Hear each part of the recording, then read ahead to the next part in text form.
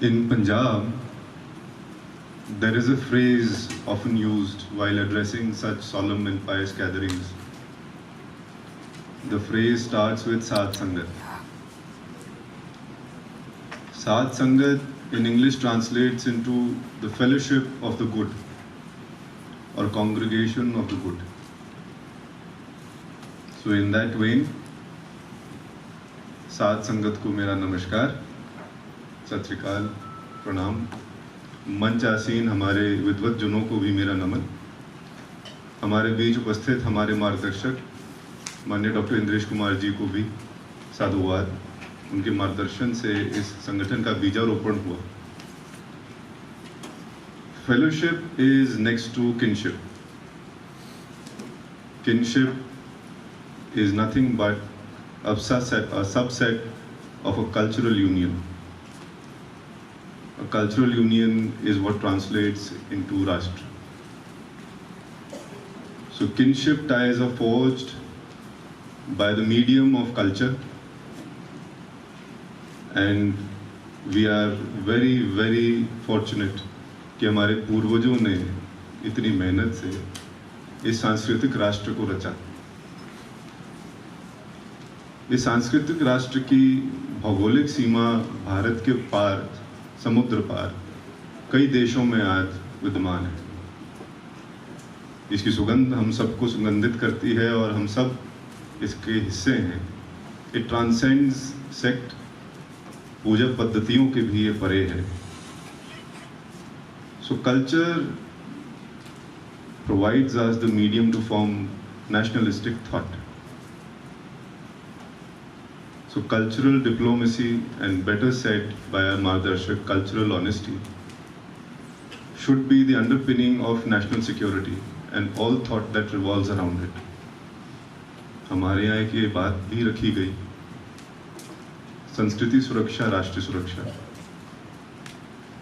So why not benefit from this cultural honesty, as Bhai Sahab said, and integrate it with our national security perspectives.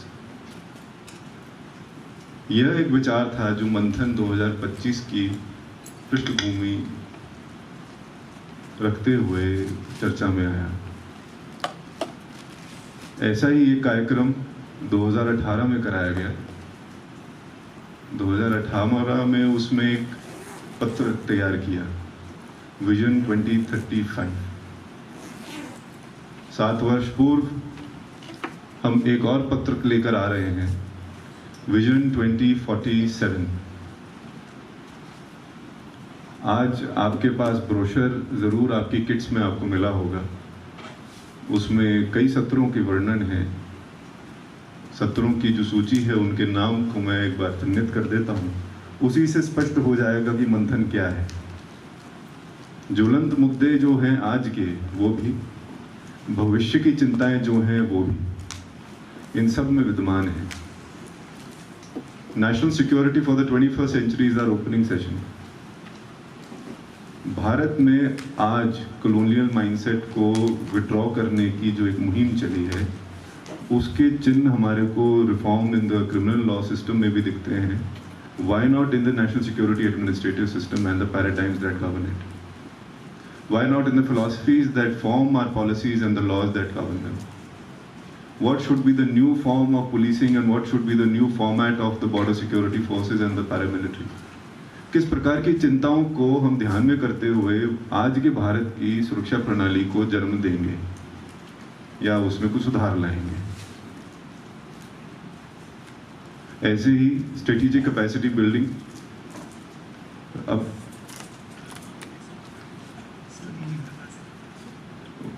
this device is always listening. Suddenly it became on when I said strategic capacity building. So we need to be aware that we are in a constant state of war, not a constant state of declared war, but for certain हमारी अब परिस्थिति ऐसी है कि हम हर वक्त हर समय surveillance में हैं।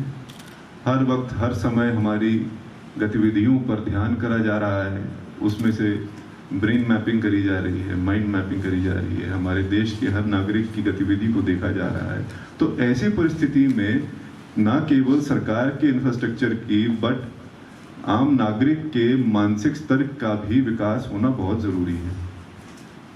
सो war time infra and peace time infra के परे कौन से ऐसे कौशल हैं जो हमारे नागरिकों में अब हमें भरने पड़ेंगे, चाहे वो नेशनल एजुकेशन पॉलिसी के माध्यम से हो, चाहे अपने घर परिवार में बैठकर हो।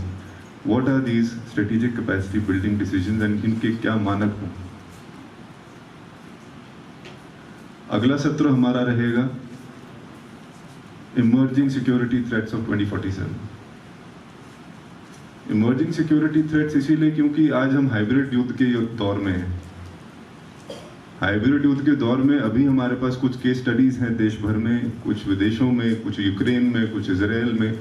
वहाँ किस प्रकार से युद्ध अब लड़े जा रहे हैं। पर क्या यही एक हमारे पास मानक है, या क्या ये एक हमारे पास दृश्य है? क्या ऐसे दृश्य भी आ सकते हैं जिनके बारे में अभी हमने कभी सोचा ही नहीं, कभी देखा ही नहीं, इस प्रकार से भी कभी देखा नहीं था युद्ध होंगे। तो 2047 तक की दूरदृष्टा को पैदा करने के लिए भी यहाँ पर चर्चाएं रखी जा रही हैं। बाकी शुरुआत में ही मैंने कहा, साथ sangat is the fellowship of the congregation of the good and the pious united by a cause. आप सब हैं, and it is next to kinship and nationalism is forged by culture. So culture is the next theme. And lastly, the role of communicators. पत्रकारिता के दायरे से बाहर हटकर हम सबके हाथों में आज जो फोन है, उसके माध्यम से हम सब कम्युनिकेटर तो बन ही गए हैं। तो जैसा जागरण मंच का ध्येय है, हर नागरिक की क्या भागीदारी होगी राष्ट्र रक्षा, राष्ट्र सुरक्षा में, और मंथन भी ऐसे ही ज्वलंत मुद्दे और ऐसे मुद्दे जहां पर आज हम डिफेंस प्लानिंग कमेटी की बात करते हैं, 2018 में नेशनल सिक्योरिटी स्ट्रैटेजी के डॉक्यूमेंट की बात करते हैं, वो कोडिफाइड होगा कि नहीं होगा। Americans and the Russians have a codified document, Israelis don't. Bharat के लिए क्या सही दिशा होगी? क्या उसमें कोई ऐसा वर्जन होगा जो पब्लिक डोमेन में होगा, कोई ऐसा होगा जो इंटरनल डॉक्यूमेंट होगा? किस प्रकार की चिंताओं को लेकर हम आगे बढ़ने वाले हैं? Overarching framework for national security, इसके ऊपर अब चर्चा तेज हो गई है, और ये केवल बंद दरवाजों के पीछे नहीं, समाज की भागीदारी से हो रही है, जैसे आज यहाँ सभागार में हो रही है। तो मंथन 2025 दिव्य भारत की रचना के लिए भारत की भी कोई परिभाषा होगी विकास की। विकास की परिभाषाओं में एक भाषा, एक परिभाषा भारत भी देगा, वो दिव्य भारत है। वो सुरक्षित समृद्ध भारत दिव्य भारत है। इसके कई और मानक हैं। इतनी बात कहकर मैं आप सबसे आज्ञा लेता हूँ। बहुत बहुत धन्यवाद मुझे सुनने के लिए।